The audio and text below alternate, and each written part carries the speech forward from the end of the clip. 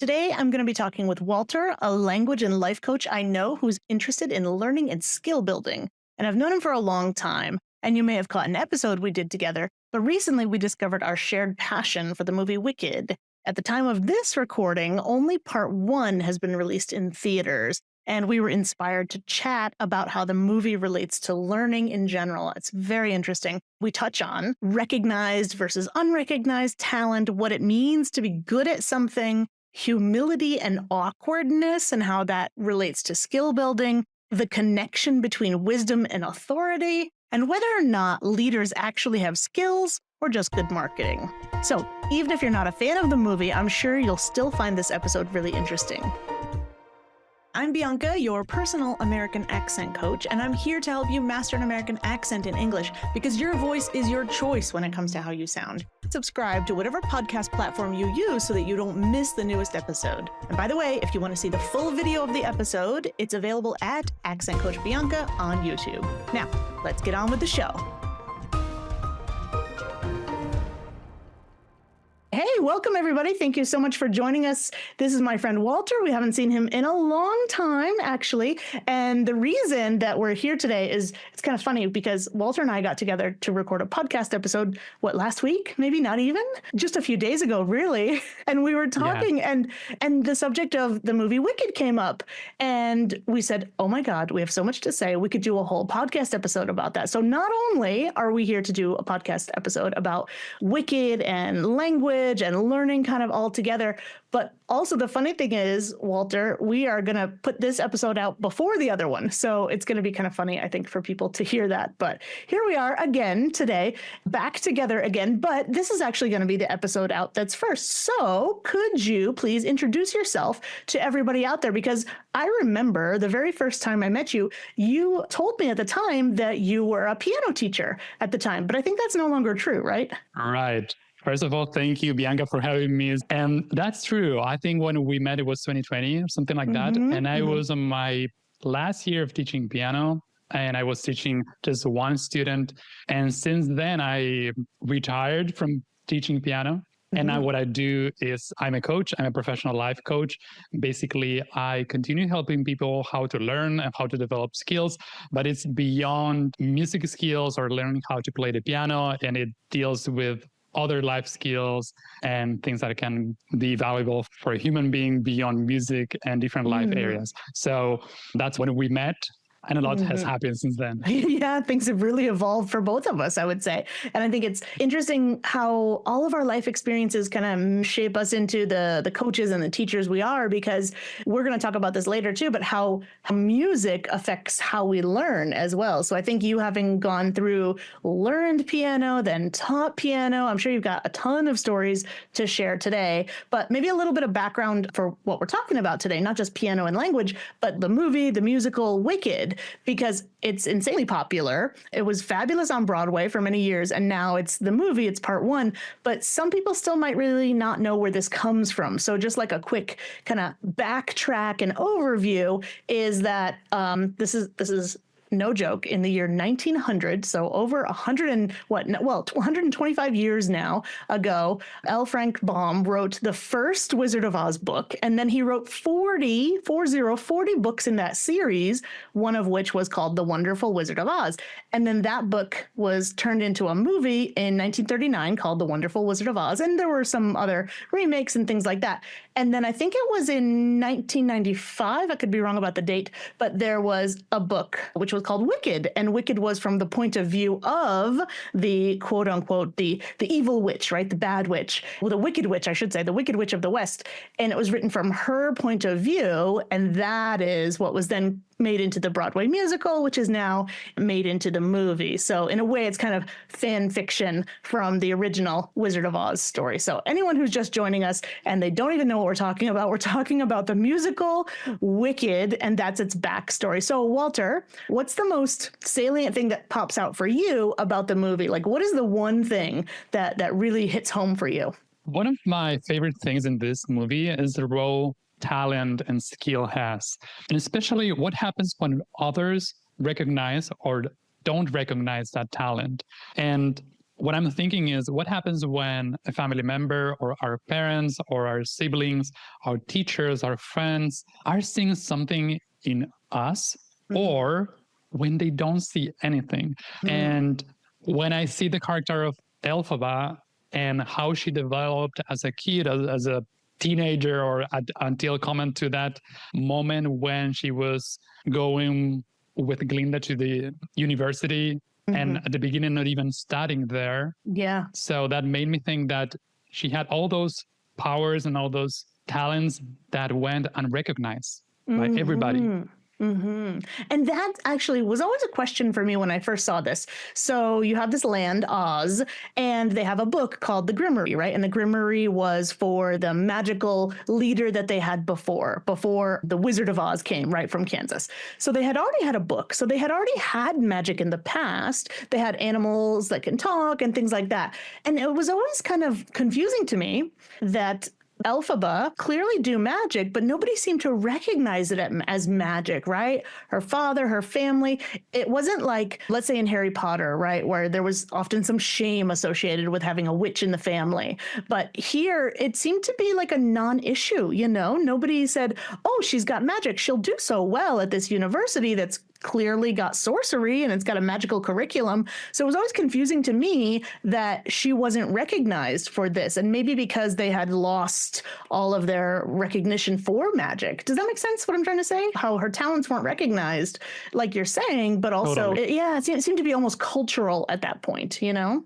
Right. Yeah. And it's like, there's nothing special. Like, there's nothing special about that. So that's like the sense that we get when she's doing these crazy things when she's a kid and in the group of friends. There's nothing special. Or sometimes maybe it's seen like in a negative light. Or maybe when something happens, like it's something is not positive or is not constructive or is not something good for others. It's like she's harming others or she's harming herself. And that's something that was interesting to me when I was watching that movie. And what did that make you think of in terms of like having recognition when we're children, let's say, and how that kind of relates to our development or education even? I think that's huge. I think that came a big difference. I can tell you a short story about that. As one of the things that I did is I wrote a series of graded readers and for Spanish learners. It's called the Spanish novels. And sometimes I tell people that when did that started? And it was when I was a kid. And I used to write stories for my parents and in my family. And my mother will acknowledge me for that. Would even buy some of those stories from me. Yeah, you were a little entrepreneur back then. That's how I started making a living as a writer.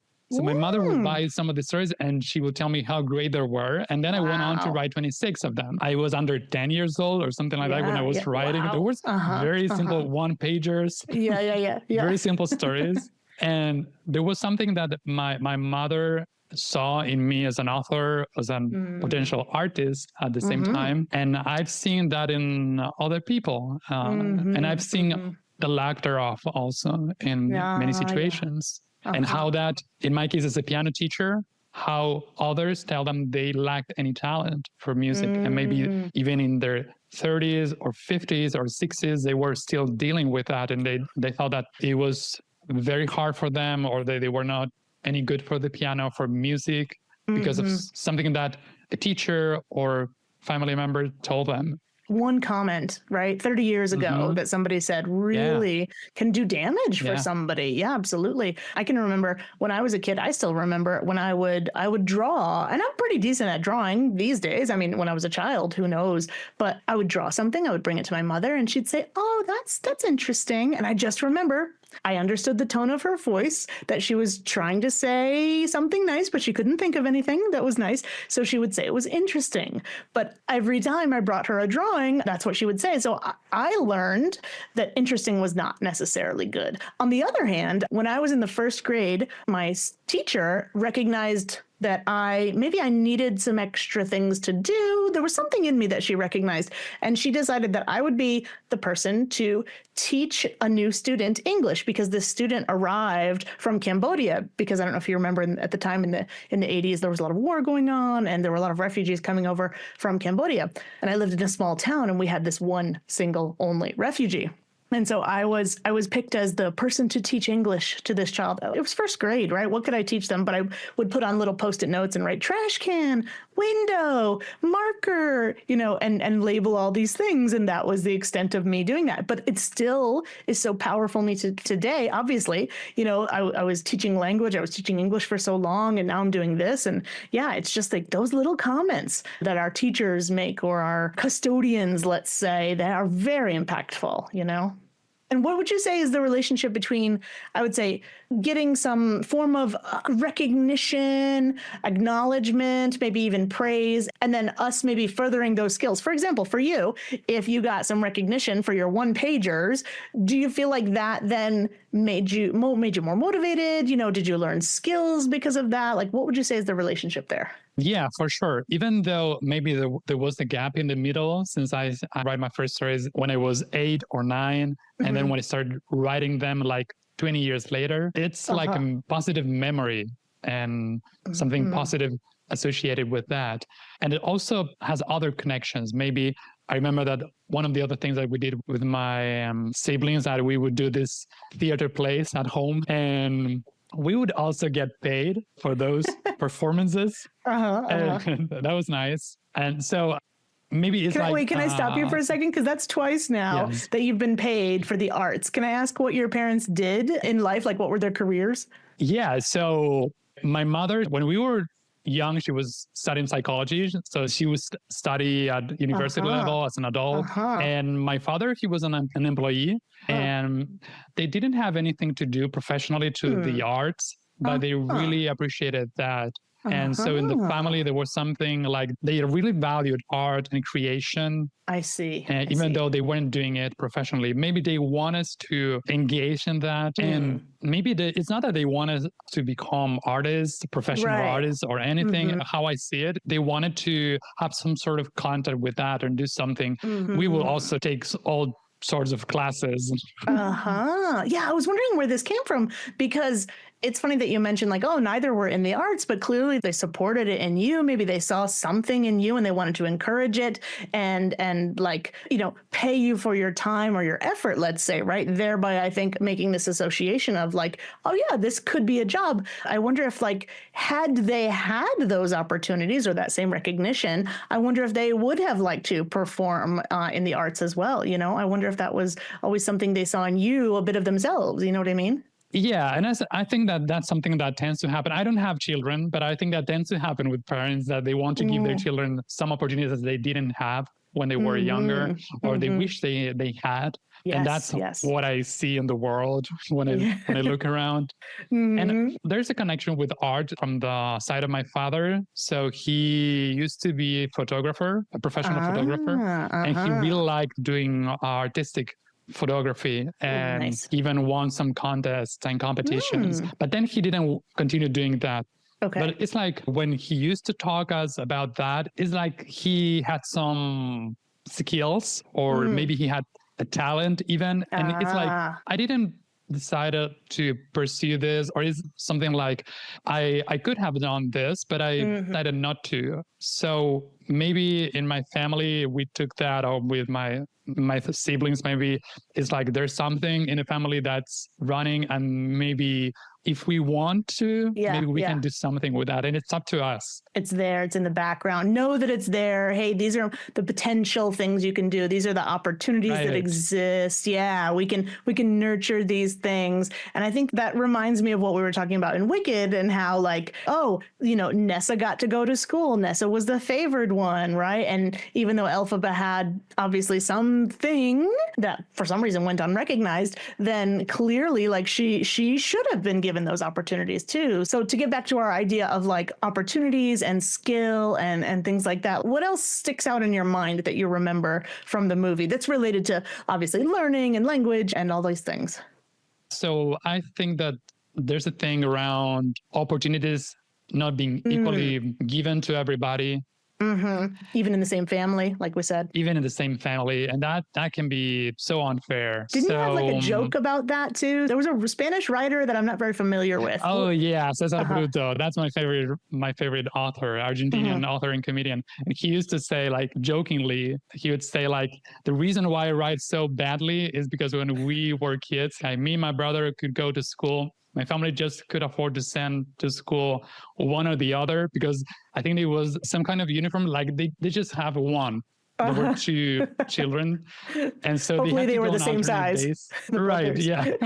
And it looks like they were the same size, or maybe one was wearing it like extra right, big. Right. And one the shirt was too big and the other one the pants were too big or something. Yeah. And anyway, so they would say like they would go on alternate days or weeks. And that's the reason why he just only learned how to read, but he didn't learn how to write. And now he writes with typos and with very bad grammar. And his brother, he learned how to write properly, but he never learned how to read. Yeah, I love that so joke. That's a joke, but I think that sometimes we have some other versions in our current society. And that's, I think, what we get to see in the movie as well. Yeah, but it's not about resources for them, right? Because their father is the mayor, right? Obviously, he has influence. When they go to the school, they dote over the daughter or they coddle the daughter. And then also, in the end of the first, spoilers of the first movie, like he dies, but there's still deference there to him. So he's got resources, it's not like the lack of resources that a lot of people really do have today, right? And maybe they can only send one child to a university or something because university is very expensive. But I feel like it wasn't about that. I feel like it was about shame. It was about favoring one child over the other. Maybe it was about control. I'm not sure how many little things are in there. But yeah, definitely they got different forms of attention or amounts of attention even. And therefore, this is what I wanted to get into is what about their skill development then you would say? Because like skills are hard to learn. We have to nurture them. Like learning new things takes a lot of time, don't you think? Yeah, it takes. So I think that it comes down to how serious we are on improving our skills. And sometimes what I notice in the movie is that Galinda, for example, she's usually at a service level and like she's not very serious about learning or developing his skills. That might not be as great as Elphaba. At the same time, it's like she's not very committed or she's not even very interested in developing those skills. And so to me, what's interesting is this question on how willing are we to really put in what it takes to get better at that, regardless of how talented we are to begin with.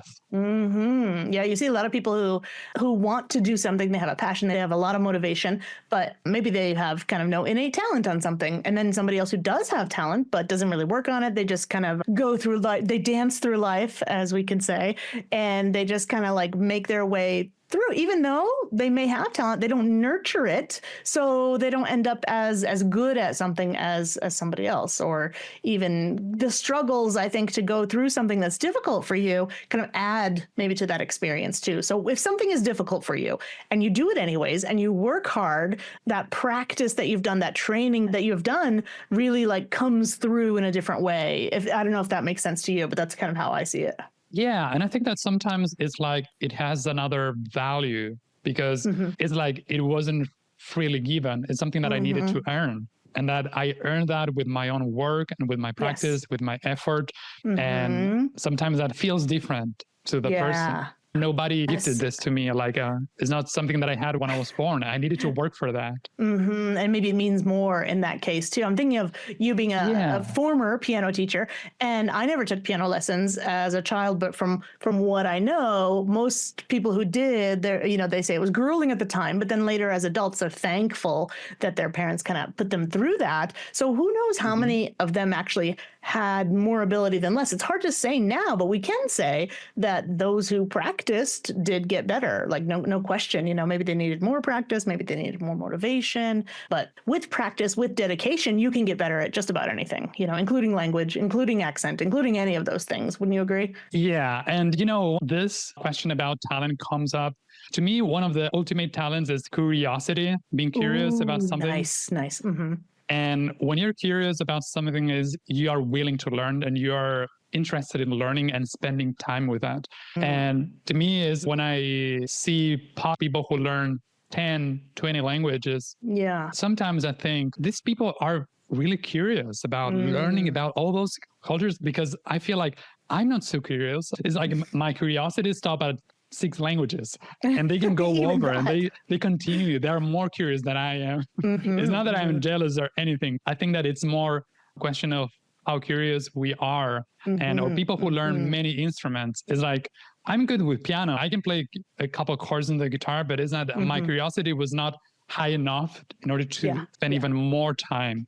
So when we are dealing with this idea or these issues around talent, maybe one question we can ask ourselves is, how can I get more curious about this that I want to learn, that I wish that I could be better at?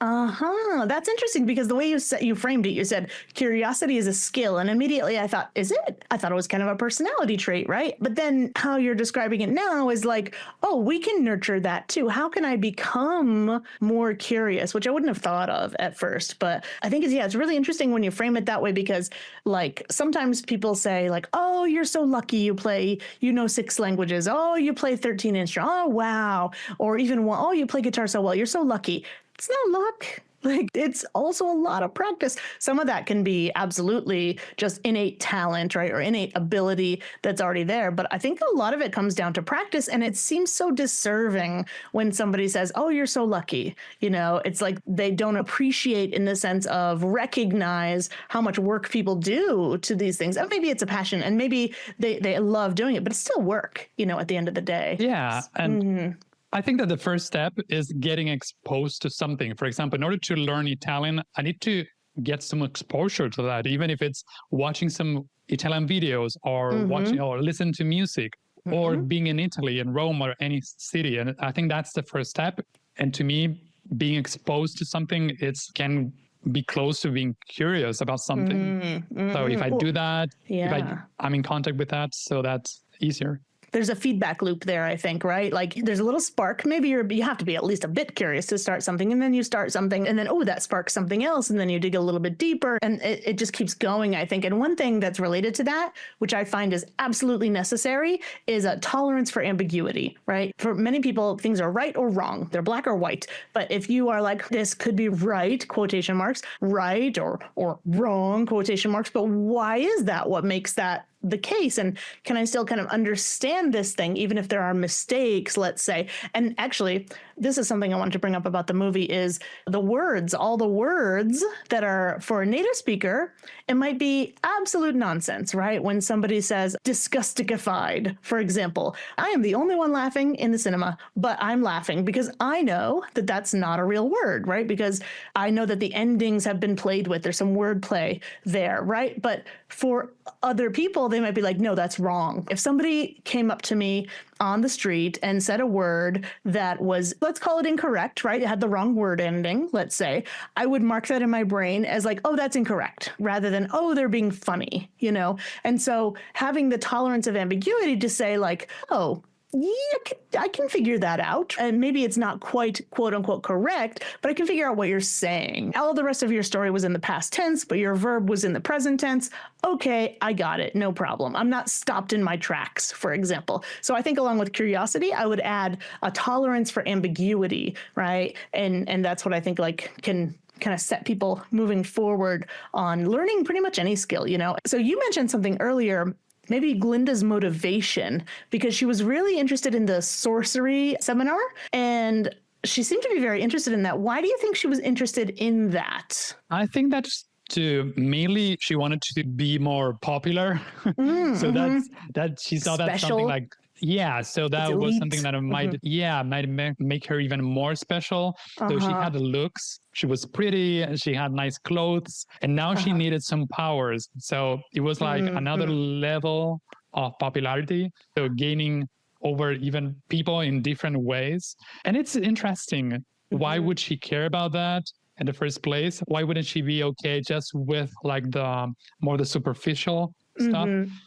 And maybe there's something deeper. I don't know. But my impression was that she wanted even more recognition.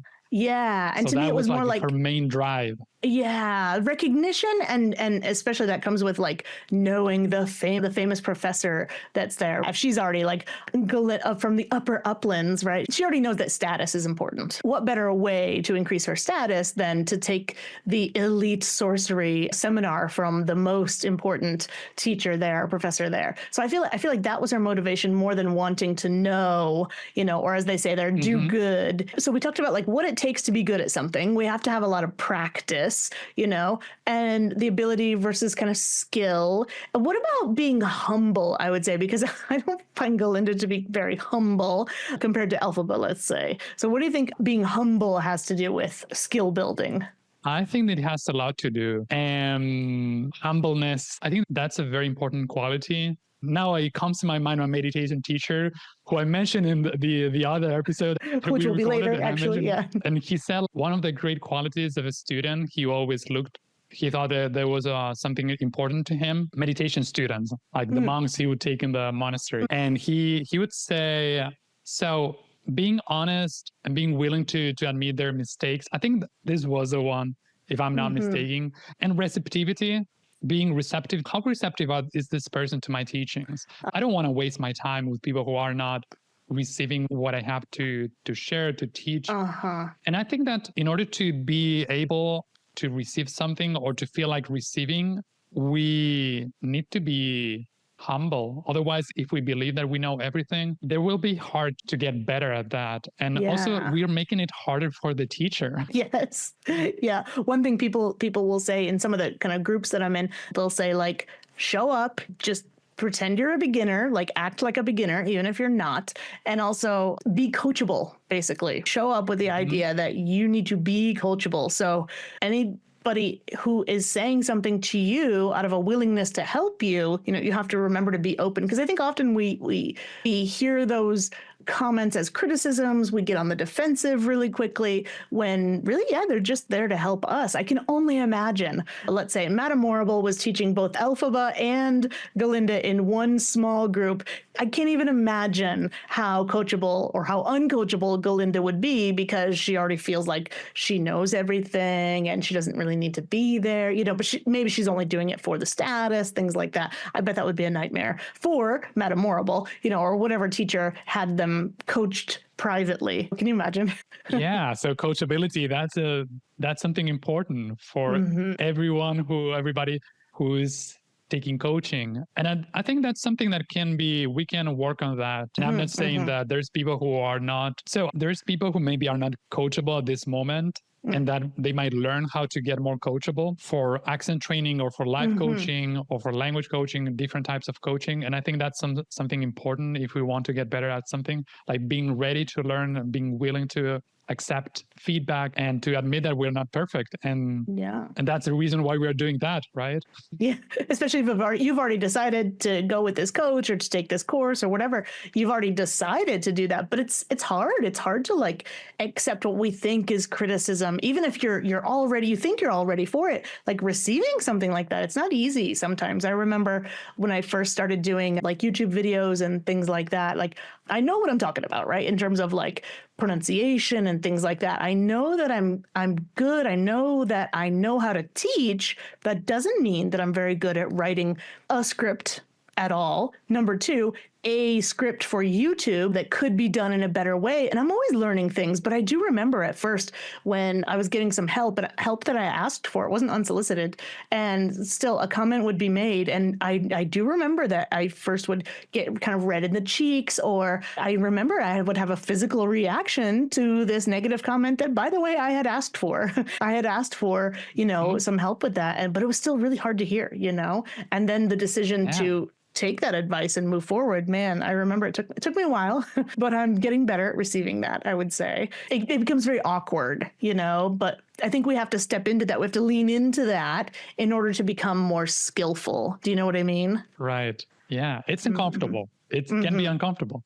Mm-hmm. And maybe it can be uncomfortable on the other side too, the uncomfortableness of being skilled at something. I don't know if that's happened to you before, but I feel like in the US, the culture, at least when I was growing up, was such that you would often hide something that you were good at, because you would get made fun of by other kids. You would be teased for being kind of too smart or something like that. I don't know. What's your thought on that, about being awkward? I believe that can be a thing in school. I've never been a nerd, and I never stood out in school for getting like super high grades or anything like that. None of that. Yeah. And at the same time, when thinking in certain communities, for example, at that music school, my experience was that when you are spending a lot of time, that was in my 20s, when I did 5 years of piano, I was going to a music school. And my experience was that people, when they spend a lot of time with an instrument, especially, and I noticed that there were differences depending on the instrument, because you have the piano as like a solo instrument. And I noticed that there were differences in the way of being of singers or violinists, guitar players. And when you saw a person who was more on their own, usually they were piano players or they were composers or choir directors, and maybe they were specializing in some sort of theory.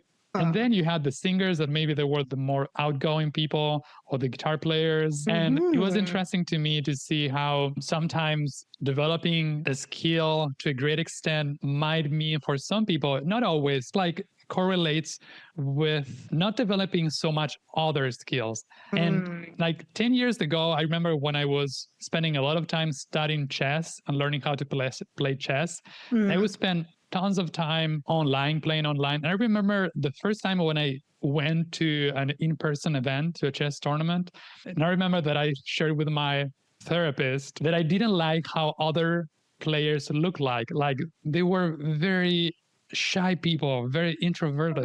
And it's like, I remember saying, I don't like that. And this is people who clearly don't spend time with other persons. They're all day long at home on their computer their playing chess. On their Wait computer. a minute, like me. Yeah. And so it's interesting how, to me, that was similar to what we see in the movie, in the character of Elphaba, who maybe is not displaying great social skills or dancing skills, because maybe she didn't spend any time cultivating those. And so the awkwardness that can come together with nurturing or spending a lot of time specializing in a specific thing, especially when we can do that without people. Oh, especially now more to an extent than when you were young, right? You had internet, like you were playing these games online, and a lot of the gaming too. We spend more time online than ever, but we feel more lonely. We feel disconnected, even though there's more opportunities to connect. And maybe it's about the depth, but like you're saying, maybe it's also about the skills, and we're just doing other skills, instead. To me, it reminded me of like, oh yeah, you can say, oh, Elphaba doesn't have these social skills, right? That can make her successful in the way that Galinda's social skills actually are something that she has as a resource to use, because either she doesn't have the smarts or she does and she's hiding it because it's a more successful strategy, let's say, to use her looks, to use the social capital that she can get, because they're all strategies, and I feel like Elphaba needed certain strategies to survive her family, right? And her father, and how her father treated her. She had certain skills clearly, because how she relates to him is very different than how she relates to her sister, for example, right? She says to the father, no, don't help her, Nessa, the sister, at the same time as Nessa says that. So she's very in tune with that, right? So she has developed skills. They're just not ones that usually I think we can capitalize in most of our culture. Do you know what I mean? Like people who had an abusive time, or something. Yeah, they have skills. They're just skills that usually aren't appreciated or can be monetized necessarily. Right. Maybe she developed kindness, and she developed some qualities, and there are things that are not appreciated, or maybe that sometimes cannot be as valuable or useful in order to make progress towards certain things or specific goals. And it's so true what you say about Galinda, that she is using all her talents and all her resources to get what she wants. And at the same time, when the resources that we have sometimes are not enough. It's like Huh. we might need something else. Oh, It's yeah. like it doesn't cut it. We Or need some- weren't nurtured or weren't acknowledged, like we said earlier, from like somebody with position or authority. Yeah. And that actually reminds me that awkwardness that you can have kind of reminds me of the wizard himself, right? At least in the story, if people know the story, the wizard is from our realm, right? The non-Aussian realm. And he magically gets there in this balloon. And at home in Kansas, or in Nebraska, I should say, I think he was a traveling magician in a circus kind of thing, right? So a con man, essentially.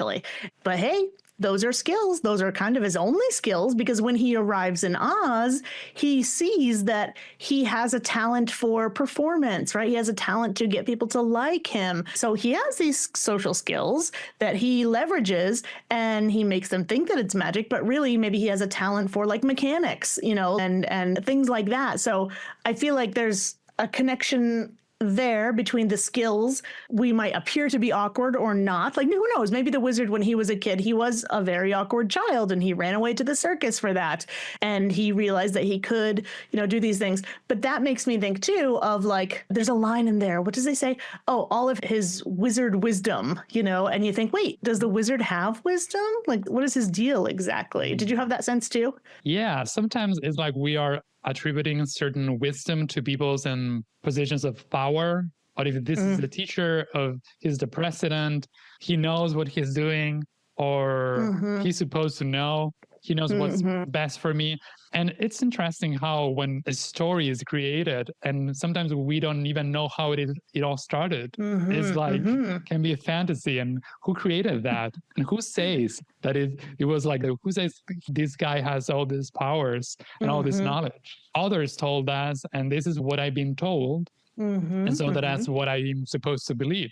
Yeah. Speaking of, I think we mentioned like social capital, right? And I know you and I will remember because it was not long ago, but people have not heard it because we're switching the episode order. But we talked, or will talk for people who are listening, we will talk about something called the halo effect, right? So the idea that like, oh, this person has power. Oh, they were elected. So they must be smart. They must know what they're talking about, right? They must be good people. Like you just confer positive qualities where they may or may not exist, So people think, oh, the wizard is a wonderful person. He would never hurt us, right? He's got our good wishes at heart. Because why? Well, because he says so.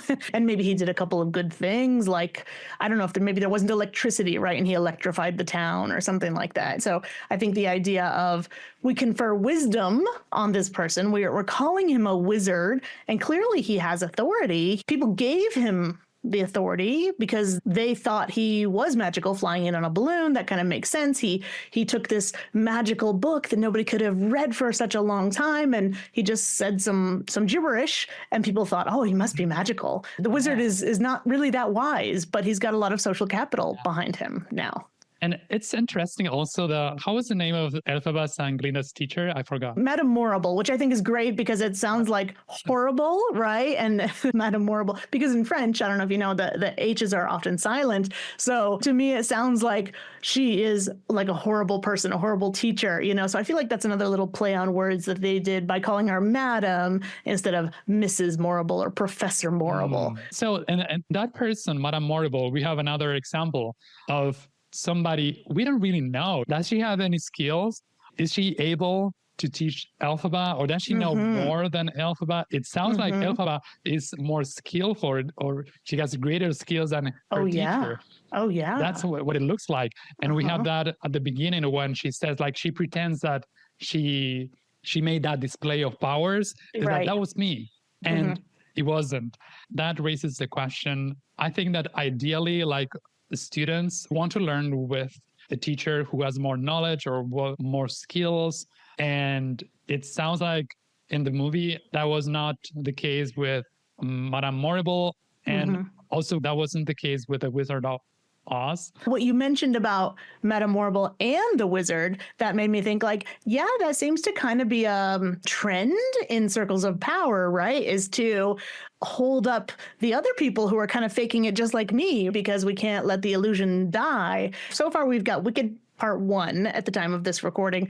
And in the whole movie, the only thing you actually see that Madame Morrible does that's magical is, at least she says, she can only decipher a few words from the Grimoire, but I think she said that had taken her years to do that. So we don't see real displays of power, at least magical power. We definitely see displays of kind of like political power, manipulation, things like that. So she has some kind of skills related to that kind of thing, but I don't know that I would call them good skills to have, you know. Well, I mean, they're good for her, but I don't think they're, let's say, for the greater good. I would say unskillful to a certain degree, and the same with the Wizard of Oz. So when we're thinking in terms of being skillful or unskillful, and so that taking another different layer of meaning on what having cultivated a skill right means. Yeah, they're two different things, I would say. Yeah. Just maybe that's me just playing on the words a little bit too. I think we first started talking about this a while ago, how even if we take it to the idea of like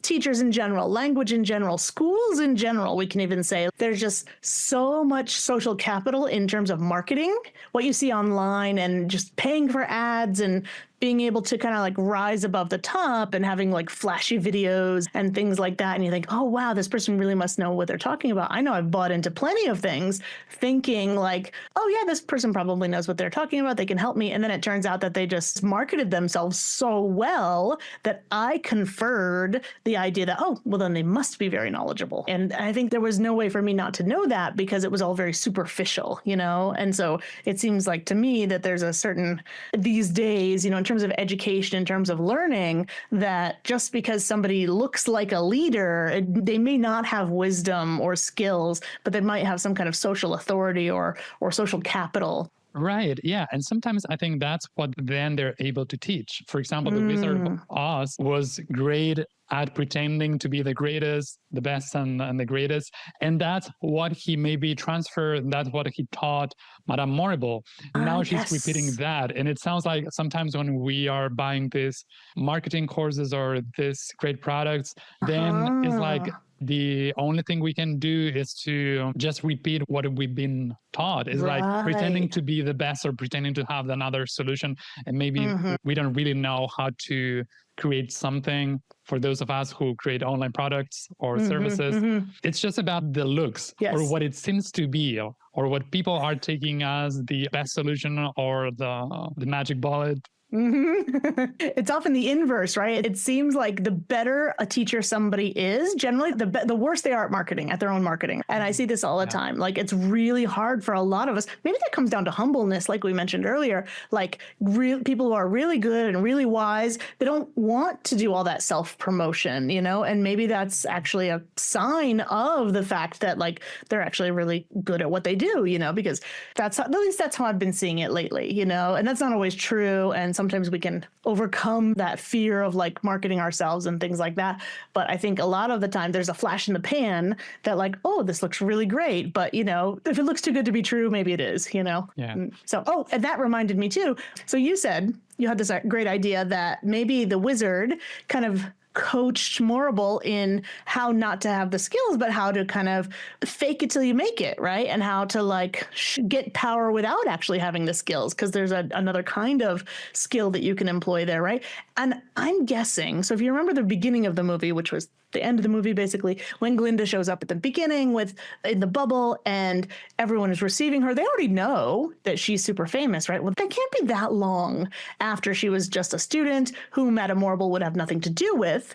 So my guess is, the part that's missing in part two, my guess is, then, as a result, Madame Morrible will take Galinda under her wing, you know, promising her all these things, even if it's implicit. But then she's molding Galinda into like fronting and showing that she's this amazing witch, where she probably really isn't. You notice probably her magic wand gets extremely big by the time that she's in the bubble, right? She's got like a great mode of transportation, all these things. I don't know. That's what I'm seeing based on what you said. And I realized like, oh yeah, maybe that's like going down the hill a little bit, you know, from the wizard down to Madame Morrible, down to her because in some way, I'm guessing Madame Morrible can use that capital as well. You know, she's going to have Glinda under her thumb, basically, and under her wing. Under her wing. Right. Yeah. So we don't really know what happened at the beginning of the movie. She has all those skills, and how did she get all those powers, or how she developed them? How do people know her? Yeah. Or maybe there was something that I was thinking before when we were talking about talent and like this difference between earning something or getting something, like when we are born. And that made me think also this distinction between inheriting money or a fortune or creating your own. And I don't really know here what happened with Galinda and her skills, something that she inherited from somebody. I don't know how it happened. Maybe we will know in part 2. Yeah, exactly. So she has her bubble and she has the couch in the bubble, and then she's leaving and she kind of steps on a pedal to create the bubble. And that makes me think, oh, the wizard created this thing for her. It's mechanical. It's not necessarily magical. Oh. Maybe flying, the flying bubble is maybe magical, but that part made me think, oh yeah, she doesn't really have magic skills still, you know, but she's loved by the people. So she's got marketing, right? Glinda's got marketing. I wanted to believe that she had developed some skills. Now maybe we'll have to wait for part 2 to come out. But yeah, right. Maybe we don't know. But that made me think like, oh yeah, her power is all in her marketing too. You know, like how do people know her? I don't think that they have Munchkinland Twitter, but they have some means of communicating. Remember the big poster of Elphaba that was like huge poster that then was like struck down, right? Well, that's marketing. They're slamming the other side. It's almost political. So I feel like it kind of comes down to that. And even from the very beginning, there was this thing that to me, it goes with marketing. So be patient. But if people don't know the term virtue signaling, I feel like Galinda does a lot of virtue signaling in the beginning of the movie. Oh, well, by beginning, I mean when she first gets to the school, when we first meet Glinda. And so virtue signaling is kind of showing how good you are and showing you're a good person and a kind person, right? And sweet and all those wonderful qualities that generally garner us some social capital, which kind of goes against the idea of humbleness. So that's something that you said that made me think of that too. Yeah. So she even goes to the extent of saying that she was a friend of the enemy. She was so kind. She was so great. And she had such a great heart, such a good heart that she even was a friend of this terrible person. Like she kind of has to turn it around, right? Yes. So whatever it is, she can see a way to kind of like turn that into some social capital, right? To make it herself look good. That's a skill I think she has. She's able to take something like that and turn it around. For example, do you remember when the friends first find her black hat? This is when it was Glinda's black hat in her wardrobe, right? If you look at that very carefully, you can see that the friend, his name is Shenshen, he says like, what's the reason, right? And he's holding up this ugly hat. And Glinda looks at the hat. She looks at him, not liking the hat, and then she immediately changes how she feels about the hat. And you can tell she loves the hat. Everything she brought, everything was pink except the hat. So she loved this hat that her grandmother made for her, but she was never going to admit it because she would lose social capital, in my opinion, right? And then she gives it to Elphaba, and then she makes a big scene of like, you know, oh, I'm so kind to you, and then people make fun of the hat, but then she comes to the rescue again, right? And so she's always like using it to her advantage, I believe. That's a profound detail, and I totally missed that. But it's great learning about that. I think I missed it too. I just saw it on a TikTok or something. So I'm like, oh yeah, you're right. Yeah, look at her face again. And she kind of looks back and forth and she has to decide in the moment, okay, do I say the hat is ugly or do I defend the hat? Because that's going to cost me something to do this. So when it's convenient to her, when she gets something out of it, she's going to say, oh yes, Elphaba was my friend. And then quickly she'll say, well, I knew her, you know, and then she'll go into the story. Yeah. I think a lot of this has come down to like how people see us, even from the beginning, how our learning, whether it's languages or music or singing, there's a part of ourselves, but it's kind of based on what other people think of us. Even from the beginning, like you said, like your parents would acknowledge this thing and that spurred something else, you know? And I think, do you sing? Because I'm a terrible singer, first of all, but I love musicals. But you have some singing capabilities, right? Yeah. So I started taking singing lessons while learning how to play the piano. Maybe it was after that, it was pretty much at the same moment in my early 20s. I enjoyed singing in my teenage years, but I hadn't taken any lessons. And for me, what the order, I think it was first, I started learning how to play the piano. Then I joined a choir. And that was one of the best experiences in order for musical development, in my opinion. It's great because you learn how to sing or how to sing in tune, how to sing with others. You develop an ear. There's so many reasons to join a choir. And it's also like social experience. It's not like playing the piano all day long we were talking about. So there's that social component there. So I joined that choir and at the same time I started taking singing lessons. And to me, all of that was very interconnected. And even with the language practice, because in the choir, although we were doing folkloric music and Latin American songs in Spanish, so I wasn't practicing in English, but on my own, when I started learning how to play songs at the piano and singing at the same time, I would sing along, I would play and sing along. And I would do pop songs or rock, different styles. And that was a great opportunity also to practice my pronunciation skills. And I started noticing that this is something interesting. I don't know if you talked about this before. We might have talked about this. The differences between your pronunciation while you're singing and imitating exactly what you're hearing. Then when you go on to speak like that, maybe there are things that sound better when I'm singing. I have maybe that memory in my mind of how this singer sings that and it comes with a melody and other things. And then when I try to say that phrase without melody, it sounds different for many reasons. That's not something we talked about, but we should. I'm smelling another episode coming. And I see what you're saying, but I don't remember you and I having that conversation. But yeah, I feel like there's something, I guess it's kind of feedback, right? Internal feedback versus external feedback, and how we perceive sounds with and without a certain kind of music related to it. I think that's what I'm hearing from you. And that actually reminds me of something else too. When you said that originally, when you said, oh, the choir is great because it's a social aspect, you can develop your ear, right, alone with other people. And then you mentioned alone with music without, like how those differences exist. That reminded me to tell everybody that I have a Discord server where my community is at, and we're having a members only event where, because, you know, I love Wicked, we're going to do a sing along together. It doesn't mean like everyone's going to hear your voice necessarily, because we have a lag in the internet times across the world. But we're going to be doing like a sing-along and discussion about the movie Wicked, and we can talk about some of these nonsense words and things like that. But like you were saying, to me, my group, my community is kind of like a choir, because yeah, you can learn these things on your own, but it's language, you know, and it's meant to be done together, and it's for communicating and connecting. So that's something that I'm really excited about that we're planning pretty soon. And what are you doing lately that people can connect with you, but it's also related to listening?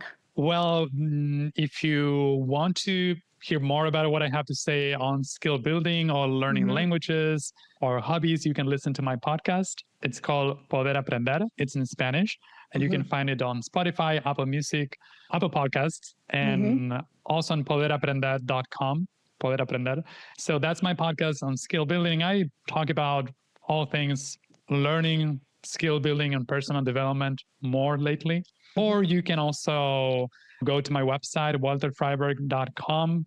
It's Walter, and my surname is FRIEBERG.com. There you can see what I'm doing in terms of life coaching and the different ways in which I support people to learn and develop skills in their lives, and different ways and shapes and forms. Yeah, because I was thinking, we were talking about it earlier, and we were talking about how, oh, your podcast is in Spanish, and like, oh yeah, maybe not all of our listeners know Spanish, or maybe they know a little bit, right? And I was thinking, yeah, but that's okay, because a lot of, like you mentioned earlier, it's exposure, right? So put the podcast on, fold the laundry, take the dog for a walk, you know, whatever. That musicality will kind of sink in, and it's not something you always have to work at necessarily, sit down and analyze the prosody of Spanish, but just by having it there, your brain does a pretty good job of analyzing that for you, even if it's on autopilot, So I think for many different levels, they can listen to that podcast and get a lot out of it. Absolutely.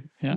Super exciting. But I also feel like you and I, at least, are fans of the movie. We had this idea that we were talking about something completely different. And we said, somebody mentioned Wicked. And I was like, really? You're a fan of Wicked? Because I'm obsessed right now. And so let's do a whole podcast episode on it.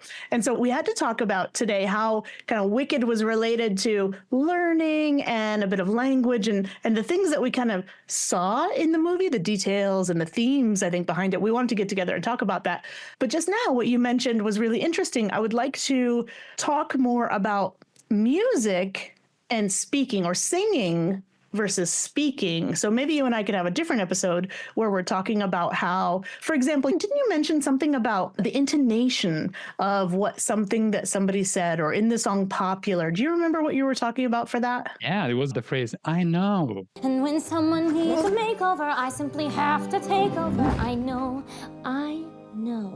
So the point is, when she says/sings it, and there's intonation, there's tone, there's pitch, there's a lot of singing things going on, but she kind of steps out of that and she says, I know, and then she says, I know, in an intonation that tells us, like, I have experience with this. I'm telling you, not suggesting, I'm not asking, right? So the intonation changes when she repeats the sentence twice. I know. And then the other thing, directly, I think after that, Elphaba says, oh, you don't have to do that, right? But there was some confusion there from what you said. Galinda says, now that we're friends, I'm going to make you my new project. And Elphaba says, oh, you don't have to do that. Elfie, now that we're friends, I've decided to make you my new project. Oh, you really don't have to do that. And then you said this to me too. I don't know if I noticed at first, but then what did you say? This is the beginning of the song Popular. And Galinda wants to make her new project. Yes. And Elphaba is not so passionate. She doesn't love that idea. Yeah. She's not interested. She doesn't care about that. Galinda replies, I know. That's what makes me so wonderful. Oh, you really don't have to do that. I know. That's what makes me so nice. Your insight was really good there. What you're saying is that there were two different meanings, yeah? Yeah, so it's like what Elphaba is saying, like when she says, you don't have to do that, is like she's trying to tell her that she's not interested in that. And Galinda is taking out, she's being like, Galinda is being super generous. Like she doesn't want to, Elphaba is saying that because she doesn't want to annoy her, but she would really love her to help her with that project. Right, and that's right. not the case. In Completely opposite. Yeah. I feel like Elphaba's kind of trying to decline and saying no thank you. She's actually saying no thank you. But Galinda doesn't pick up on that at all. And instead, she's saying like, you're right. I don't have to. That's why I'm so magnanimous, right? I'm just amazing. Yeah, and she thinks so she's just being polite. Right. So self-centered that she totally misses that. Doesn't even see it. Yeah, care. I think that's hilarious, right? So I went back and I listened to it and I thought, oh yeah, Walter's right. Like Elphaba's intonation is saying, no, thank you. I'm not really into that. Oh, you really don't have to do that. And she didn't pick up on that. And to be honest, me neither. Because intonation can really ride the fence, right? You can be sarcastic. You can be making fun of somebody. You can be having fun with them. And I feel like intonation in English is a thing that's really, really difficult. Another example came to mind too, when she was saying when heads of state and communicators, do they have brains or not? And then she's like, don't make me laugh. And then she goes into the speech part and she's asking Elphaba, they were, and it's a question, they were, what were they, Elphaba? What were they? And Elphaba picks up on that and she answers popular. Ah, they were popular. They were Popular. right. And I love that little section, how it goes from singing to speaking and how you're immediate like, oh, they're having a conversation. And then they go back to singing. And she's like that. She's like, yes, they're right. They were popular, right? That was the whole point of that. My point is you and I should have a whole separate episode where we're talking about maybe speech versus singing and how interesting that is, how we use pitch and tone and register and resonance in singing and speaking, but how if you listen enough, you can pick up on those differences. Because for me, I was thinking, okay, well, where's the line between speaking and singing? At some points, it's kind of hard to tell. I have one example, Dancing Through Life. And at the beginning, it's like, there's like another in between recitation, like at the beginning of that song. And maybe it's a musical, right? So there are so many parts that you don't really know. Is this singing or speaking or both? Sometimes it's line by line, right? The trouble with schools is they always try to teach the wrong lesson. This is spoken, this is a song. But, at the end when they're saying like, I hope you're happy, right? It starts out as, I hope you're happy. Why can you stay calm for once instead of flying off the handle? I hope you're happy. I hope you're happy now. Intonation there, it's very specifically spoken. So I think that would be a really interesting thing to discuss for you and I next time. That would be great. That phrase, I know. So there are like 3 different ways of meanings and depending on the intonation, right? Because when you say like the first one that you say when she repeated, I know. And that was different when she said, I know. I know. My last comment here is if we take it back to Spanish, I'm living in Mexico now, and I don't know if this changes from country to country, but at least here in Mexico, very often they say, I know, right? They'll say like, ya sé. And for me, there's sometimes intonation there, but it's not as strong as what I'm used to in English, like at least American English, where we tend to be a lot more dramatic in our intonation and a lot more clear about what we want. Even if it's complex, it should be pretty clear. And I find myself in Spanish when people say, ya sé, there's different ya sés. And sometimes I feel offended. I'm like, why did they just say that there? But I don't know if it's intonation. I think it's how we use the phrase, like how Spanish speakers use it. And maybe that's just Mexico. I don't know. I can give you another example that I noticed here in Uruguay when I moved countries. In Buenos Aires, people usually, if you want to ask you like, how are you doing? They will say, ¿Cómo andas? How are you? ¿Cómo andas? And here in Uruguay, they would add like a rhetorical question. ¿Cómo andas? ¿Andas bien? It's like, how are you? Are you good? How are you? Are you okay? It's not enough. It's like, that's a cultural thing. And most people or many people use that. But at the beginning, I was thinking like, why are you trying to confirm if I'm okay? Do I not look good?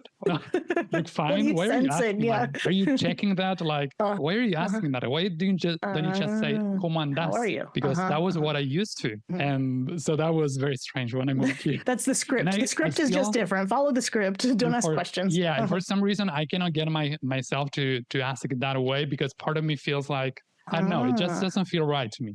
Oh, maybe funny. because I'm Argentinian. I love all the different Spanishes and how there's little cultural differences, not just in pronunciation, but also usage, even if in these very scripted phrases. So super, super interesting. And I imagine, to bring it back around, I imagine that's the kind of thing that you sometimes explore on your podcast too, or people could maybe ask you about. Would that be right? Yeah, sure. And maybe you want to come as a podcast guest in Spanish in the future. In the future, ... Right. Yeah, I've had people and I received more people interested in invitations or people who wanted to be guests in my podcast in Spanish. And I'm really excited of having Spanish learners. Yes, let's put future in capital letters because my Spanish, I don't think, and I'm not trying to be humble here, I don't think my Spanish is good enough to express myself very well yet without heavy editing. And I don't want to put you through that. Let me get my skills a little bit better, but that would totally motivate me actually to be able to do that and be at the point where I feel like I could do that, even with some decent editing, Yeah, how fun would that be? Yeah, exactly. Terrifying, I know, but also exciting. So now we've got what? We've got this episode, we've got another one planned, and then we've got the normal episode that we came out with. And I think during that, we thought of another episode. So I would say throughout 2025, people are going to know you very well, Walter. Very well. So thanks for coming again today, and we'll see you again soon, I'm quite sure. Thank you. Awesome. Well, we'll see you guys next time. Thanks, guys, for listening to this episode, and we will see you soon. Bye, guys. See ya. If you found this episode helpful in any way, please subscribe and leave a review. It's actually really helpful to me. I love talking to interesting people about interesting intersections. So if you have an idea for a podcast that looks at language or accents from another point of view, let me know and we'll make it happen. And thanks again, Walter, and thanks to you guys out there for listening all the way to the end, everyone. I'm Bianca, your personal American accent coach, and I want you to know that your voice is your choice. Thanks for sticking around to the end of the show. See you in the next episode.